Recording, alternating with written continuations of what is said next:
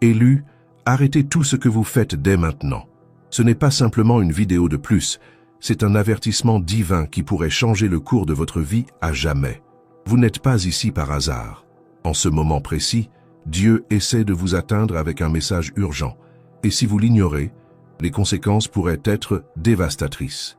Faites très attention, car ce que je vais révéler dans les prochaines minutes est si crucial qu'il pourrait faire la différence entre vivre une vie de but divin ou rester coincé dans un cycle interminable de frustration et de vide spirituel. Vous êtes-vous déjà demandé pourquoi, malgré toutes vos prières et efforts, votre vie spirituelle semble stagnante? Pourquoi continuez-vous à commettre les mêmes erreurs, à tomber dans les mêmes pièges, même en sachant que cela vous éloigne du plan parfait de Dieu?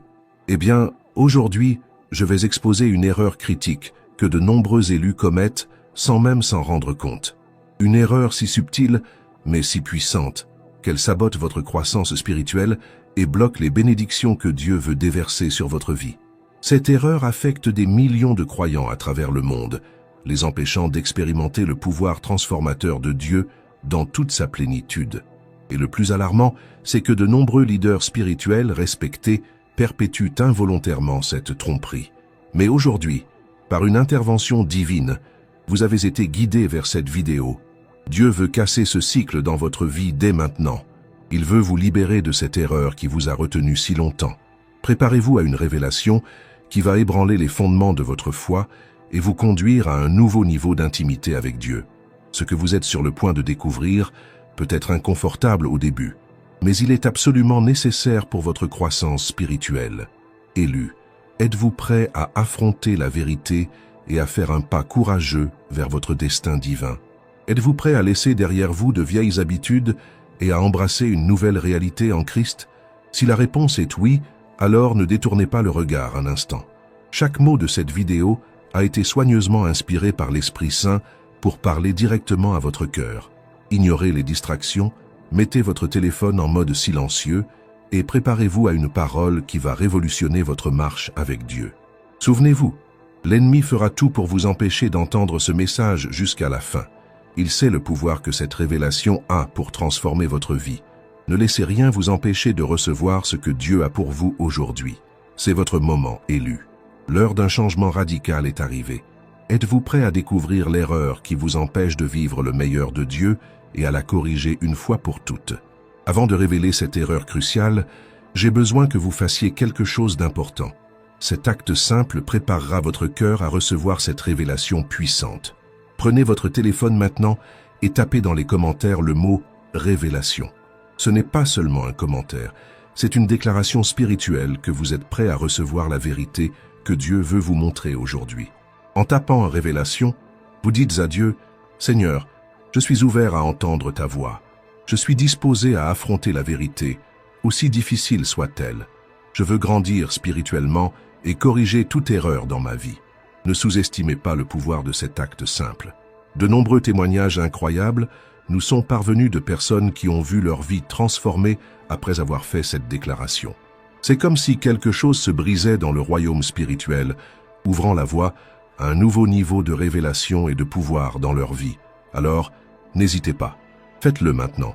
Tapez « Révélation » dans les commentaires et préparez-vous à ce que Dieu va faire dans votre vie dans les prochaines minutes. Maintenant que vous avez déclaré votre disposition à recevoir cette révélation, permettez-moi de partager avec vous une histoire puissante. Cette histoire n'est pas seulement la mienne, mais résonne avec le parcours d'innombrables élus à travers le monde, peut-être même le vôtre.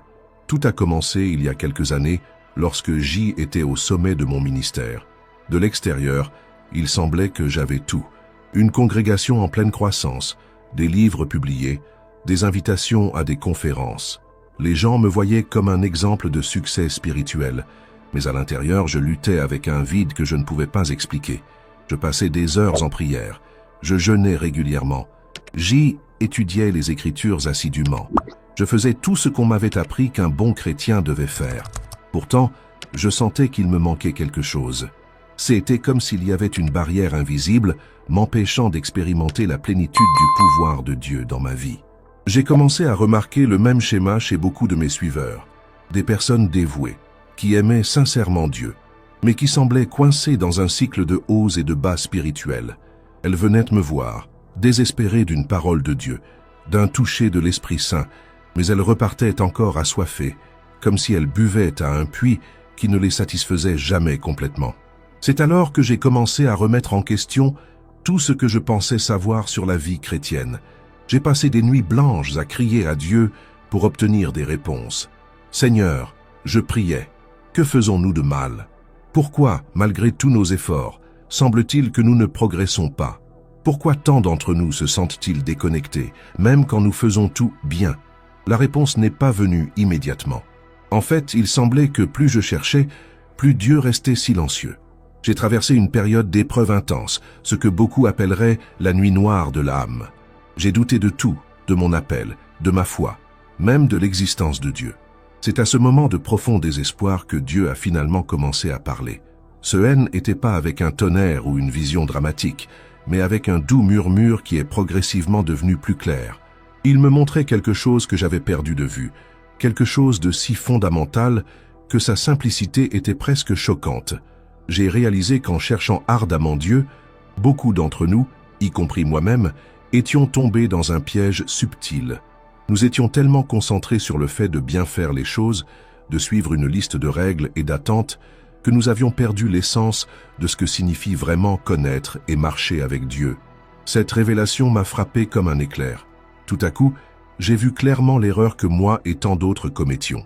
Une erreur qui, bien qu'elle semble petite à première vue, a le pouvoir de saboter tout notre parcours spirituel. Alors que je méditais sur cette vérité nouvellement découverte, j'ai commencé à voir des exemples d'elle dans toute la Bible.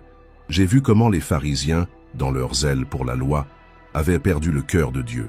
J'ai vu comment les disciples, même en marchant avec Jésus, étaient parfois piégés dans leurs propres attentes et malentendus. Mais j'ai aussi vu la solution. J'ai vu comment Jésus redirigeait constamment les gens vers ce qui importait vraiment. Comment il pointait toujours vers une relation plus profonde et authentique avec le Père, au-delà des apparences et des règles extérieures. J'ai commencé à appliquer cette nouvelle compréhension dans ma propre vie, et le résultat a été transformateur. C'était comme si un voile se levait de mes yeux. Ma relation avec Dieu a gagné en profondeur et en vitalité. Les Écritures ont pris un nouveau sens. La prière est devenue une véritable conversation, et non plus simplement une liste de demandes. Enthousiasmé par cette découverte, j'ai commencé à la partager prudemment avec quelques membres de ma congrégation. Au début, il y a eu de la résistance. Après tout, nous remettions en question des idées profondément ancrées sur ce que signifie être un bon chrétien. Mais ceux qui se sont ouverts à cette vérité ont vécu une transformation semblable à la mienne. J'ai vu des personnes qui luttaient depuis des années avec la culpabilité et la condamnation trouver la liberté. J'ai vu des leaders fatigués et épuisés retrouver leur passion pour le ministère.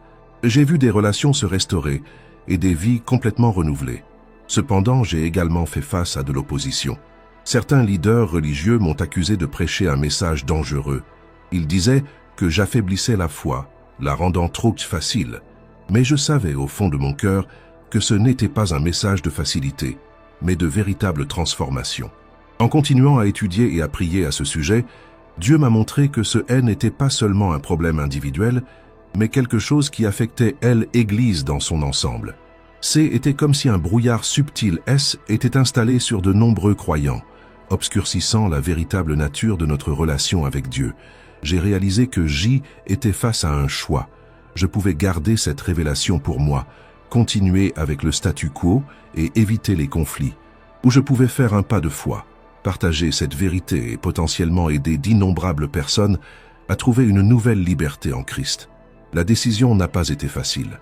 Je savais que parler ouvertement à ce sujet pourrait me coûter des amitiés, ma réputation et même des opportunités ministérielles. Mais je savais aussi que je ne pouvais pas rester silencieux. L'amour de Dieu et la vérité de sa parole me poussaient à parler. Et c'est pourquoi je suis ici aujourd'hui, partageant ce message avec vous. Parce que je crois que vous, tout comme moi et tant d'autres, pouvez être tombés dans cette même piège sans vous en rendre compte. Vous pouvez vous efforcer, faire tout ce qu'on vous a appris à faire et pourtant sentir qu'il manque quelque chose. Mais aujourd'hui, tout cela peut changer. Nous sommes à l'aube d'une révélation qui a le pouvoir de révolutionner votre marche avec Dieu. Une vérité qui, une fois comprise et appliquée, peut libérer un nouveau niveau d'intimité, de puissance et de but dans votre vie. Alors, élus de Dieu, préparez votre cœur, ouvrez votre esprit, soyez prêts à remettre en question certaines de vos suppositions les plus fondamentales sur la vie chrétienne, parce qu'à présent, je vais partager avec vous l'erreur critique que beaucoup d'entre nous commettent, et, plus important encore, comment la corriger. L'erreur critique que beaucoup d'entre nous commettent, l'obstacle qui bloque notre connexion la plus profonde avec Dieu, est le suivant. Nous confondons activité religieuse et relation authentique. Cette erreur semble simple, presque évidente quand elle est énoncée à voix haute. Mais ses implications sont profondes et de grande portée. Combien d'entre nous avons passé des années, voire des décennies, à accumuler des connaissances bibliques, à participer à d'innombrables réunions de prière, à jeûner régulièrement, à servir dans divers ministères, tout en ressentant encore un vide inexplicable? C'est comme si nous courions sur un tapis roulant spirituel, faisant beaucoup de mouvements, mais n'arrivant jamais vraiment nulle part. Vous voyez, je ne dis pas que ces activités sont mauvaises. La Bible nous encourage à étudier la parole, à prier sans cesse, à jeûner, à servir. Le problème survient lorsque nous commençons à voir ces activités comme des fins en soi, plutôt que comme des moyens pour un but plus élevé, connaître Dieu intimement. Réfléchissez-y. Est-il possible de mémoriser des versets de la Bible sans vraiment comprendre le cœur de Dieu? Absolument. Est-il possible de prier de longues prières éloquentes sans vraiment converser avec le Père? Sans aucun doute.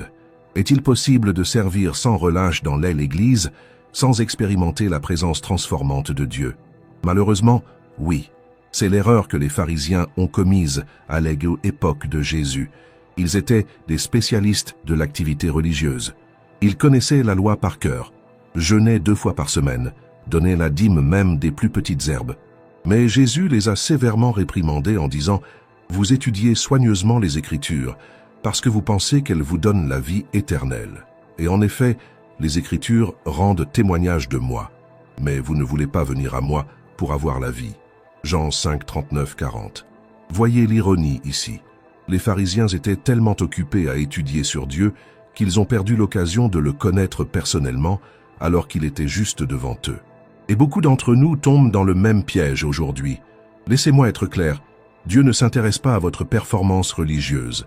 Il n'est pas impressionné par le nombre de versets que vous pouvez réciter, le temps que vous passez à genoux ou le nombre de ministères que vous dirigez. Ce qu'il désire, avant tout, c'est une relation véritable et intime avec vous. Pensez à n'importe quelle relation significative dans votre vie, que ce soit avec un conjoint, un ami proche ou un membre de la famille. Qu'est-ce qui rend cette relation spéciale? Ce n'est pas la quantité de temps que vous passez ensemble ou les choses que vous faites l'un pour l'autre. C'est la qualité de la connexion, la profondeur de la compréhension mutuelle, l'intimité partagée. De la même manière, Dieu recherche une connexion authentique avec vous. Il veut que vous le connaissiez non seulement comme un concept théologique, mais comme un père aimant, un ami fidèle, un conseiller sage. Il veut que vous expérimentiez son amour non seulement comme une vérité abstraite, mais comme une réalité vivante et transformante. Mais voici le défi. Beaucoup d'entre nous ont été conditionnés à penser que plus nous faisons pour Dieu, plus il nous aimera ou nous approuvera. Nous avons développé une mentalité du faire plutôt que de être. Nous sommes tellement concentrés sur le fait d'essayer de plaire à Dieu que nous oublions de profiter de sa présence. Cette mentalité nous entraîne dans un cycle épuisant d'efforts et de frustration. Nous essayons de combler le vide dans nos cœurs avec plus d'activités, plus de connaissances, plus de services. Mais plus nous nous efforçons, plus nous nous sentons vides. C'est comme essayer de remplir un seau troué. Peu importe combien d'eau vous y versez, il ne sera jamais plein. La vérité libératrice est la suivante. Vous n'avez rien à faire pour gagner l'amour de Dieu. Il vous aime déjà, de manière complète et inconditionnelle. Vous n'avez pas besoin de vous efforcer pour mériter son approbation. En Christ, vous êtes déjà accepté et approuvé. Ce que Dieu désire, c'est que vous reposiez sur cette vérité et que vous lui permettiez de transformer votre cœur. J'imagine que, pour certains d'entre vous, cela peut sembler trop facile. Peut-être pensez-vous, mais qu'en est-il de la sainteté? Et qu'en est-il de l'obéissance? Ce sont des questions valables. La Bible nous appelle certainement à vivre des vies saintes et obéissantes. Mais voici la clé. La véritable sainteté et obéissance découle naturellement d'une relation intime avec Dieu et non d'un effort personnel. Lorsque vous expérimentez réellement l'amour de Dieu, lorsque vous le connaissez véritablement, votre désir de vivre pour lui croît organiquement.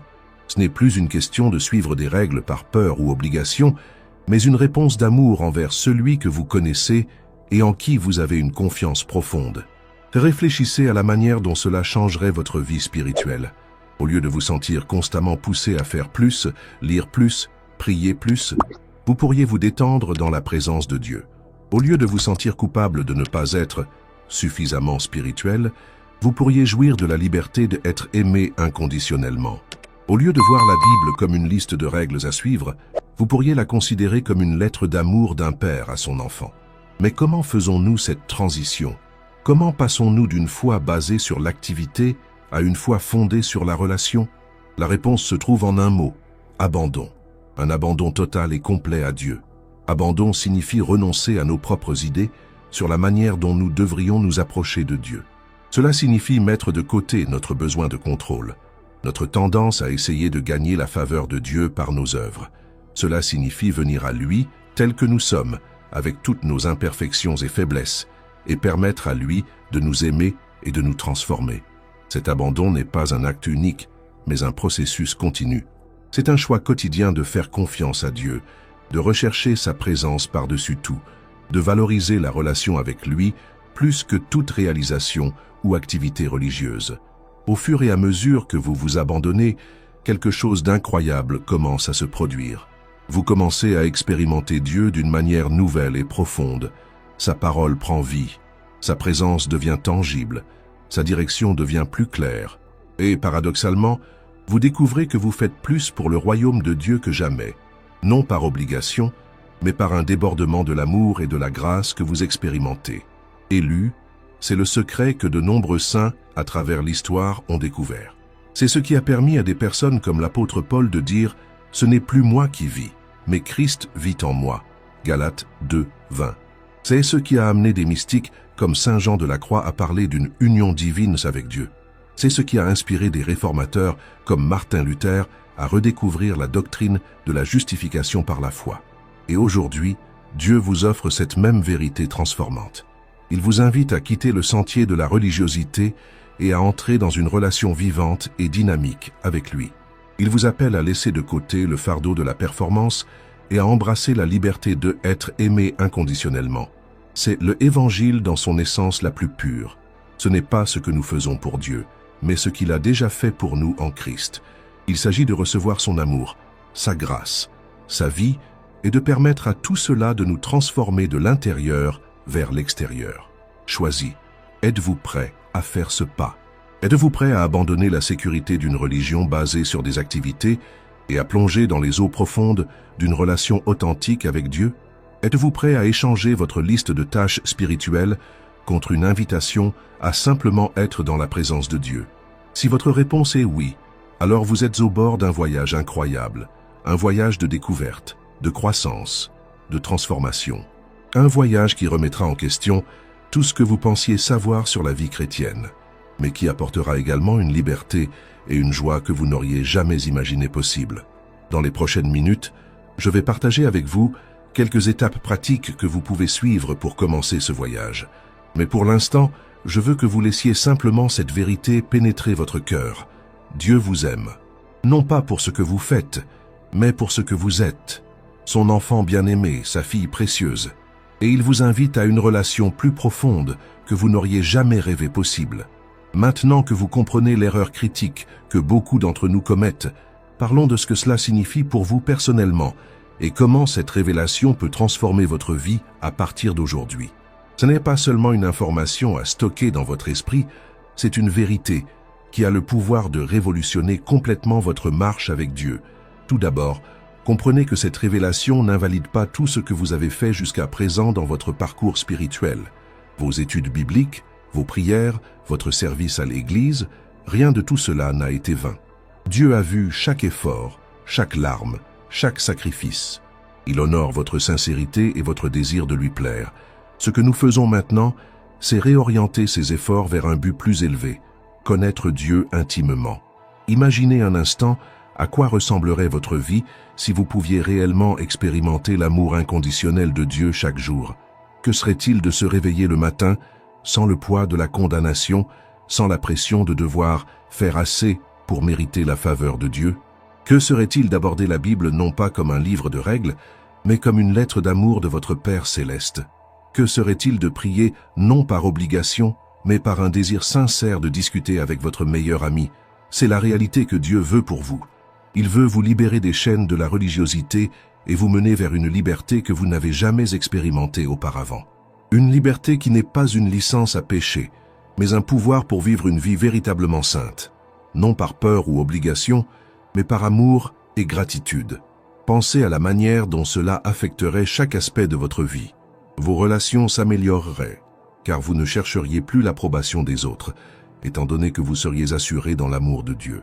Votre travail acquérirait un nouveau sens, car vous le verriez comme une opportunité d'exprimer l'amour de Dieu, non comme un moyen de prouver votre valeur. Vos luttes et défis seraient vus sous un nouveau jour, car vous feriez confiance au fait que Dieu œuvre toutes choses pour votre bien, même lorsque vous ne comprenez pas. Mais soyons honnêtes, cette transition ne se produit pas du jour au lendemain. Passer d'une mentalité basée sur la performance à une basée sur la relation est un processus.